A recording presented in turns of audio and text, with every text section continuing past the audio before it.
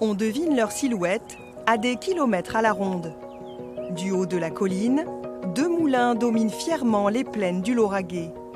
Vestige d'une autre époque, mais toujours debout grâce à la volonté de passionnés. Comme Pierre, l'heureux propriétaire du moulin de l'Ermite. Il y a 4 ans, il a décidé de le restaurer, près de 80 ans après le départ du dernier meunier de Saint-Félix. Quand nous sommes arrivés il y a 35 ans, c'était une semi-ruine. Les maçons ont refait la maçonnerie, l'ont même surélevé légèrement. Et quand ça a été fait, c'était tellement bien qu'on a dit il faut aller au bout. Il faut aller au bout, on va refaire le toit. Pendant un mois, ils ont bâti le toit en plusieurs couches de bois. Et lorsque ça a été fini, la grue est venue, a pris le toit d'un seul tenant et l'a posé sur le fût. Voilà, ce fut un moment extraordinaire. Les artisans ont reproduit l'ouvrage à l'identique.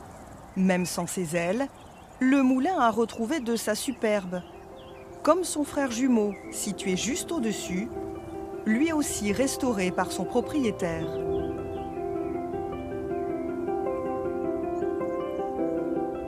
De l'autre côté de Saint-Félix, un 3e moulin à vent a traversé les années.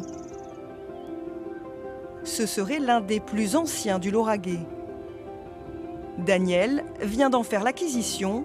Elle aussi s'est prise de passion pour ce patrimoine rural. Là, devant le moulin, ils faisaient le battage. Il y a des femmes, des hommes. Et là, c'était la cabane du mulet. Je suis en train de, avec Pierre, de voir un peu pour trouver les bons artisans, pour rénover. Voilà, refaire la toiture, l'escalier dedans. Voilà, le nettoyer, le mettre en valeur pour après le faire visiter, valoriser le patrimoine qu'on a la chance d'avoir dans le village. À l'entrée de la Bastide, un autre moulin est en pleine restauration. On déjointe le moulin, donc les pierres, on les déjointe, on enlève l'ancienne chaux. Et ensuite, on va reboucher les joints, comme les maçons de l'époque, avec une taloche, une truelle, de la chaux et du sable. Celui-ci appartient à la mairie. Dans quelques mois, il recevra son toit. Nous avons ce devoir de l'entretien du patrimoine pour le transmettre aux générations qui vont nous suivre après. Pendant des années, c'est des biens qui n'avaient pas d'utilité et les principales ressources des communes étaient utilisées pour des besoins traditionnels. Donc on continue à le faire, bien entendu, mais on pense aussi à ce patrimoine qui a une valeur plus symbolique. Saint-Félix-Lauragais compte faire de ses moulins un atout touristique.